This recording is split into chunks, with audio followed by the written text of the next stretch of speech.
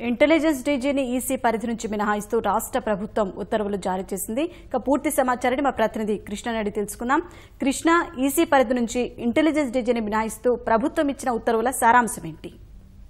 షాహీన్, ఏదైతే కొద్దిసేపటి క్రితం రాష్ట్ర ప్రభుత్వ ప్రధాన కార్యదర్శి అనిల్ చంద్ర పునీత ఉత్తర్వులు జారీ చేయడం జరిగింది. దీనికి సంబంధించి ఏదైతే జనరల్ సార్వత్రిక ఎన్నికలకు సంబంధించి నిబంధనలు వర్తిస్తాయో దీనికి సంబంధించిన ఉత్తర్వులు జారీ చేశారు. ఇందులో భాగంగా పోలీస్ వ్యవస్థ మొత్తాన్ని సిఈసి పరిధిలోకి బదిలీ చేస్తూ ఈ ఉత్తర్వుల్లో పేర్కొన్నారు. ఇందులో భాగంగా సార్వత్రిక డీజీపీ నుంచి కానిస్టేబుల్ వరకు మొత్తం వ్యవస్థ మొత్తాన్ని ఎన్నికల పరిధిలోకి తీసుకొచ్చారు. అయితే ఈ జీవోలోనే ఏదైతే గతంలో ఏదైతే సిఈసి జనవరిలో రాసిన లేఖ అయితే ఏదైతే ఉందో ప్రభుత్వానికి సంబంధించి తమకు ఈ పోలీస్ వ్యవస్థలన్నింటినీ సరెండర్ చేయాలని చెప్పి దీనికి అనుగుణంగానే ఈ ఉత్తర్వులు జారీ చేయడం జరిగింది. అయితే ఇందులో కీలకంగా సిఈసి పేర్కొన్న నిబంధనల ప్రకారం ఇంటెలిజెన్స్ వ్యవస్థ అనేది పేర్కొనడం జరగలేదు. అందులో భాగంగా రాష్ట్ర ప్రభుత్వం తాజాగా జారీ చేసిన ఉత్తర్వుల్లో కూడా ఇంటెలిజెన్స్ వ్యవస్థను మినహా ఇతర పోలీస్ వ్యవస్థ మొత్తాన్ని ఎన్నికలలో ప్రత్యక్షంగా పాల్గొనే ఎన్నిక సిబ్బందికి సంబంధించి కానిస్టేబుల్ నుంచి డీజీపీ వరకు మొత్తం వ్యవస్థని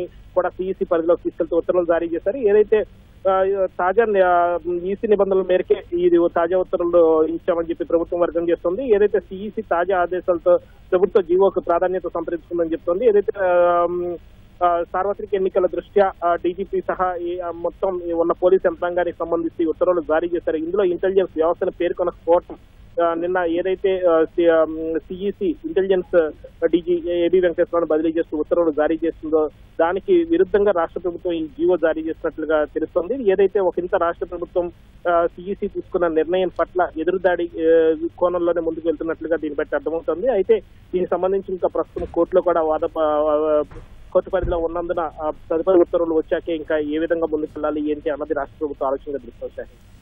ధన్యవాదాలు కృష్ణ.